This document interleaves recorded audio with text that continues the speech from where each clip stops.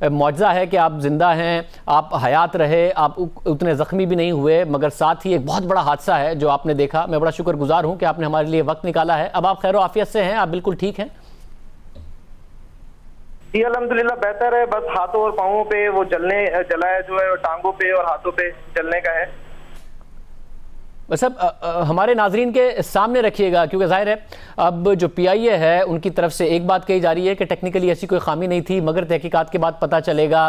साथ ही बहुत सारी लोग बहुत सारी बातें कर रहे हैं। आप जहाज़ के अंदर मौजूद थे जब जहाज़ ने सफ़र शुरू किया, उसके बाद ये कहा गया कि जहाज़ एक दफ़ा लैंड करने जा रहा था, मगर उसे वो लैंड नहीं कर सका और उसने दोबारा एक चक्कर काटा, और फिर जब वो दोबारा लैंड करने के लिए आ रहा था तो अचानक मेडे की कॉल हुई। क्या हुआ, आपने क्या देखा एग्जैक्टली? फ्लाइट जो है चली है 1 बजे लाहौर से, और मामूल के मुताबिक जो है वो सही चल रही थी, सारी चीज़ें सही थी।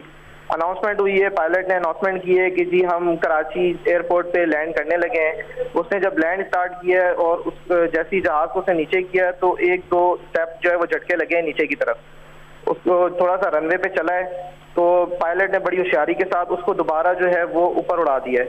ऊपर उड़ाने के बाद लोगों ने कलमे वगैरह पढ़ने शुरू कर दिए, सूरतें वगैरह पढ़नी शुरू कर दी, दुआएं करना शुरू कर दी।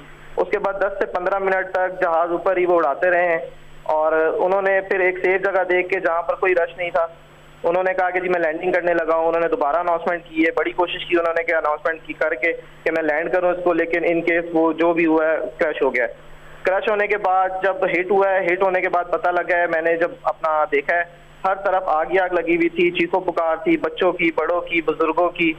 तो मैंने अपना सीट बेल्ट खोला है। सीट बेल्ट खोलने के बाद मैंने इधर उधर देखा है तो मुझे एक तरफ रोशनी नजर आई, तो उस रोशनी को देखते हुए मैं बाहर निकला हूँ। बाहर निकलने के बाद मैंने 10 फीट हाइट की जंप मारी है नीचे, और इस तरह मैं बाहर आया हूँ। फिर मुझे जिना अस्पताल लेके आ गए और अभी इस टाइम मैं सिविल हॉस्पिटल में हूँ। जब पहली दफ़ा अनाउंस किया और लैंड नहीं कर सके और फिर चक्कर लगा के वापस आए, और जो दूसरी दफ़ा अनाउंस किया, इसके दरमियान कितना टाइम लगा? तकरीबन 10 से 15 मिनट का फर्क था। 10 से 15 मिनट का फ़र्क था पहली दफ़ा जब लैंडिंग करने लगे, और दूसरी दफ़ा जब उन्होंने दोबारा कहा कि मैं लैंडिंग करने लगा हूं। तो जब दूसरी दफ़ा वो करने लगे और उन्होंने कहा कि अब हम दोबारा लैंड करने लगे, जब दूसरी दफ़ा उन्होंने कहा तो उसके कितनी देर बाद क्रैश कर गए? तब जब उन्होंने कहा तो उससे 2 से 3 मिनट बाद क्रैश कर गया था। तो आप सब यही समझ रहे थे कि असल में आप लोग लैंड करने जा रहे हैं, आपको बिल्कुल आखिर तक नहीं लगा कि हम तो असल में क्रैश करने जा रहे हैं? नहीं सर, नहीं पता लगा। वो जितना तरीके से वो जा रहा था, जहाँ सारी चीजें हो रही थी, तो यही था कि ये लैंड करेंगे।